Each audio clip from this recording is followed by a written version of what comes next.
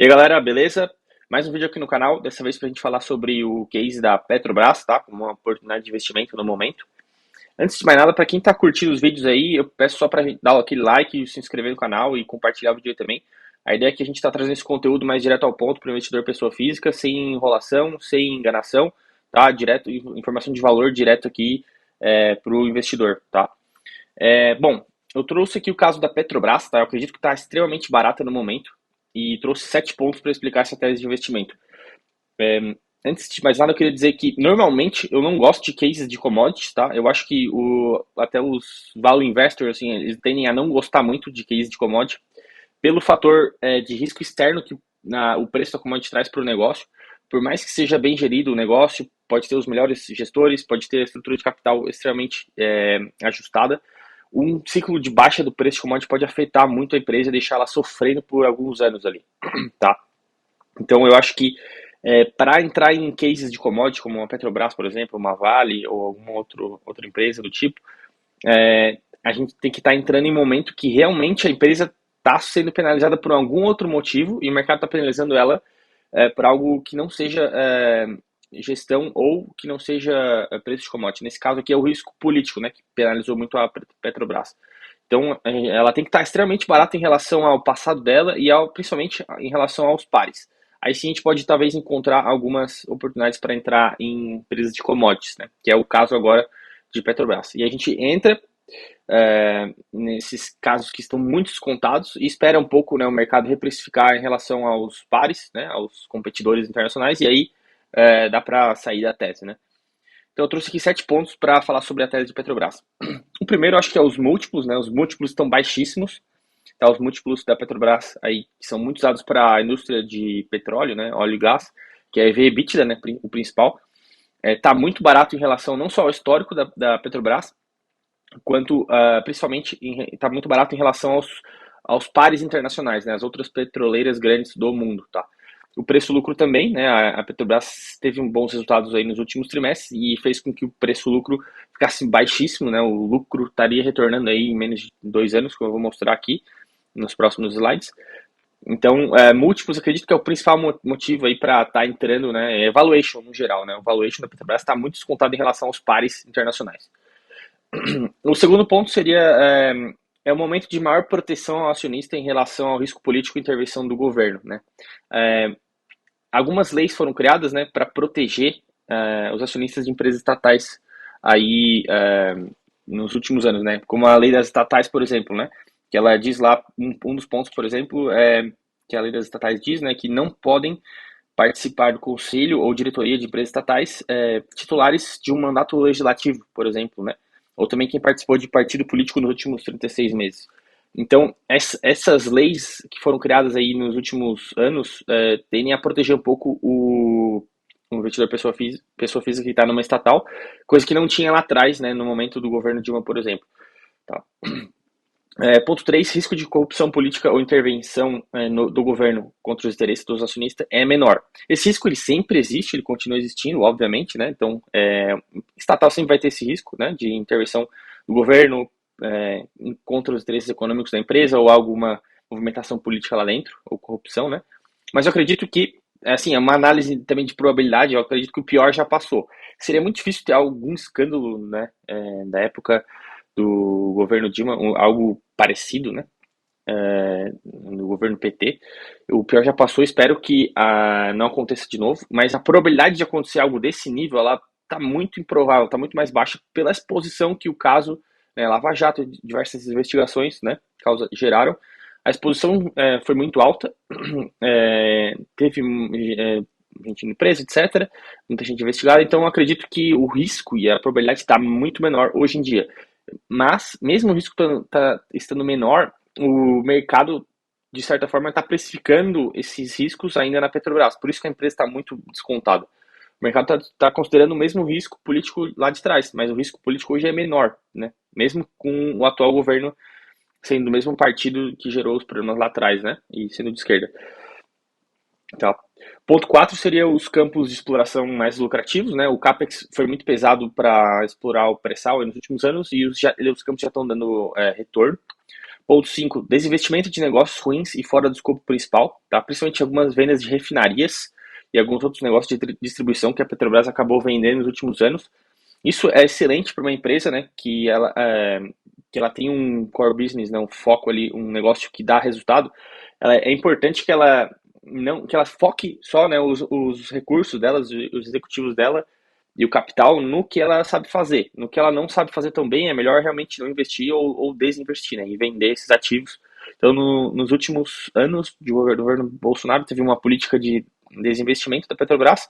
Ela vendeu em torno de 70 ativos, se eu não estou enganado, aí gerando quase até 200 bilhões de reais aí em vendas. Então, ponto 6, estrutura de capital mais equilibrada, né? Por incrível que pareça, a Petrobras hoje tem um indicador de dívida líquida EBITDA menor que 1, coisa que lá atrás, anos atrás, era impensável, né? Seria loucura pensar que a Petrobras iria reequilibrar o capital dessa forma. Então, isso mostra que a estrutura de capital da empresa está saudável e dá para ela continuar crescendo, até pegando um pouco mais de dívida, tá? E ponto 7, a OPEP segurando o preço do petróleo eventualmente, tá? Então, a gente vê que tem a OPEP, que é um cartel aí, que tem os seus interesses, né? Que eventualmente eles acabam segurando o preço do petróleo para que ele não caia muito, né? Então, isso não é um ponto assim que está no controle da empresa e tal, mas é algo que reforça um pouco a diferença que é a commodity do petróleo em relação a outros commodities que não tem esses cartéis para regular, tá? Então, é um negócio em que tem mais players fortes fazendo um bom lobby por interesses desses players, que é a indústria de petróleo, né? Então, é uma commodity, vamos dizer assim, com um pouco menos de risco que outras, tá? Bom, partindo aqui para análise de múltiplos, eu trouxe aqui os múltiplos da Petrobras, tá? Preços do dia 7 de junho de 2023, que estão baixíssimos, como a gente pode ver aqui. Preço-lucro, 2 vezes. É muito difícil achar uma empresa que tenha um preço-lucro na casa de 2 vezes, tá? Ou seja, o lucro dela voltaria para o acionista em 2 anos, se ela continuasse lucrando a mesma coisa nos próximos períodos. EBITDA em 1,5 vezes, 1,55. Tá muito baixo também, né? EV/EBITDA eu acho que é a métrica mais comum para avaliar petroleiras e normalmente é um indicador baixo, tá? Ela gera muito caixa, né? Então ela tende a ser um indicador baixo, mas a gente pode ver aqui que no gráfico do Status Invest, aqui é o histórico do EV/EBITDA da Petrobras, ela está no menor valor histórico aí, de 1,5 vezes, junto com o ano passado aí, eu acho que é os valores mais baixos da história da Petrobras. Ela sempre ficou operando aí na faixa de 6 a 8 vezes aqui, né, entre 2016 e 2020. Então, é o momento de múltiplo mais baixo da história da Petrobras, né, porque ela continua sendo mal penalizada pelo mercado em termos de preço, pelo risco político, mas ela acabou melhorando o resultado, né, que é o denominador desse múltiplo, nos últimos anos, por mudanças de gestão. Então, logo o preço ficou mantido e o resultado elevou. Então, logo os múltiplos eles caem, né? A tendência é que esses múltiplos voltem para a média, ao longo que o mercado vai vendo que o risco não é tão, não tá tão arriscado assim, né? Então, por isso que o preço tenderia a recuperar para uma média, logo o preço da ação deveria subir, né? E o ROIC aí na casa de 33%, né, mostrando que o negócio está gerando muito caixa e já está dando muito resultado, né, aos postos de petróleo da Petrobras. Aqui, para finalizar a análise, né, trouxe aqui uma análise de múltiplo setorial, né, que o mercado faz bastante, colocando todos os pares, né, as principais empresas do setor, junto com os múltiplos principais, né, o EV/EBITDA e o PL, e uma média, né, que é normal o mercado fazer essa média desses principais players para ver qual é a média e se tem alguma empresa destoando muito abaixo da média, né. Então a gente pode ver aqui caso da ExxonMobil, da China Petroleum, da Shell, da Total Energies, Chevron e a British Petroleum, né, BP. Tem o EV/EBITDA delas aqui e o preço-lucro, né? Todas estão acima da Petrobras. E a média aqui, né, do EV/EBITDA todas essas grandes petroleiras, né, de vários países aí, tá em 3,5, né? O EV/EBITDA é um EV/EBITDA baixo, em média, assim, para outros setores, mas o da Petrobras está 1,5, ou seja, está muito abaixo da média. O preço-lucro médio dessas empresas grandes está em 6 vezes, 6,8 vezes, o da Petrobras está em 2 vezes, né? O market cap dessas empresas aí, todos são acima de 100 bilhões, muitas aí, ó, na faixa de uma Chevron 300 bilhões de dólares, né? ExxonMobil 400 bilhões, E a Petrobras não tem nem 100 bilhões de capitalização de mercado, tá com 75 bilhões. Então, dá para ver que a Petrobras está muito abaixo em termos de valuation comparada com seus pares, tá? Esse é o principal motivo do case aqui, na minha opinião. Obviamente, lembrando que isso não é uma recomendação de investimento, é apenas a minha tese, o meu investimento, e estou mostrando por que eu fiz isso, né? E trouxe aqui um caso muito curioso, que é o caso da Gazprom também.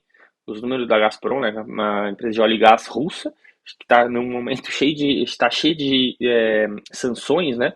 O país cheio de sanção também, com um monte de risco político. E mesmo assim a Petrobras tem múltiplos menores que o da Gazprom, em termos de EBITDA e PL, tá? É mais para trazer como realmente o mercado está penalizando a Petrobras em termos de preço por risco político, tá? Então, o negócio melhorou, mas o mercado está considerando que o risco está igual a antes. Só que, na minha visão, o risco está menor e a rentabilidade está melhor. Então, logo, esses múltiplos vão ser reajustados ao longo do tempo para ficar um pouco mais perto do mercado aí, né? Dá para ver, para pensar que ele pode orbitar ao redor dessa média aí, ficar um pouco abaixo, talvez, pelo risco ser maior, mas sair de 1,5 do EV/EBITDA para 2,5 ou 3, por exemplo, né? Daria para pensar nisso. E óbvio, que o preço da ação teria que subir bastante para reajustar esse múltiplo. Beleza? Essa é a tese da Petrobras. Agradeço a quem viu o vídeo e que possa dar um like e se inscrever no canal. E também lembro aqui, a nossa mentoria tá bombando aí, tá? A gente já fechou a agenda para esse mês de junho, agora tem vaga para mês de julho, tá? Quem quiser é só mandar um e-mail para a gente vai marcando. A gente faz toda uma análise de perfil e algumas aulas, né, de contabilidade e análise fundamentalista aí para aprender a analisar a empresa. Beleza? Um abraço e até a próxima.